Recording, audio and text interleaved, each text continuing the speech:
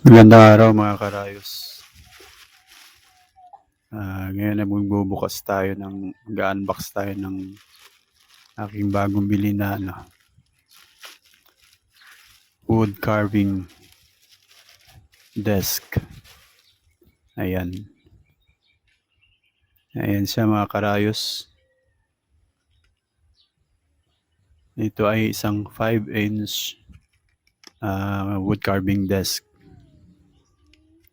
Ayan. Tatanggalin na natin, gupitin natin para makakuha natin sa loob. Ayan. So hard plastic yung lalagyan niya.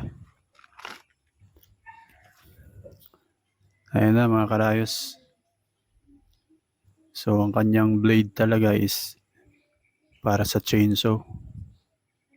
So 5-inch na carving disc to, wood carving disc. So ayan, ikakabit na natin sa ating grinder.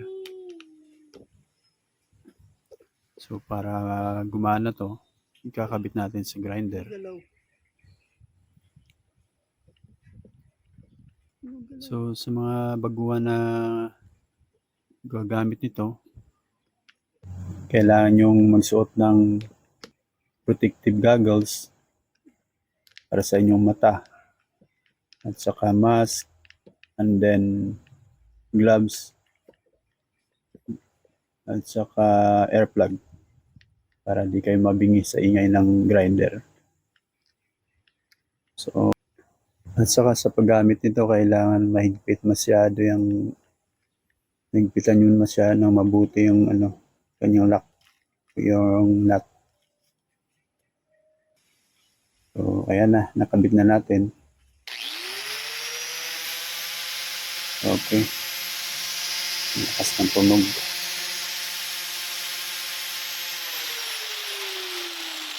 So gagamitin natin to, susubukan natin sa kahoy. So ito na ang kahoy natin.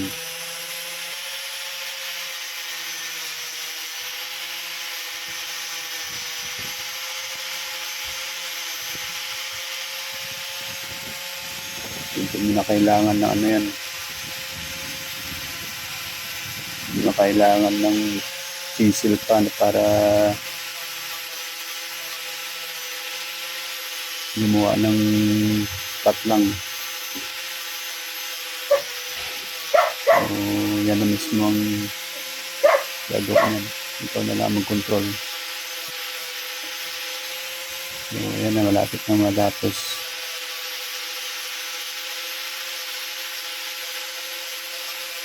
So kailangan nyo talaga ng gloves dito, baka mapalapit sa blade ang kamay nyo. At least hindi mapuruan yung kamay nyo, yung gloves muna ang kakainin niya.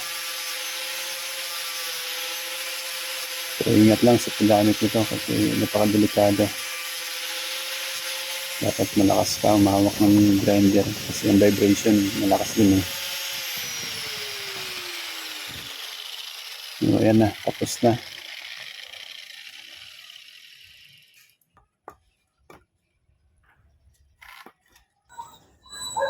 So ayan, lapat na lapat parang sinukat. So actually sa misa ko nilagay yan paa ng misa.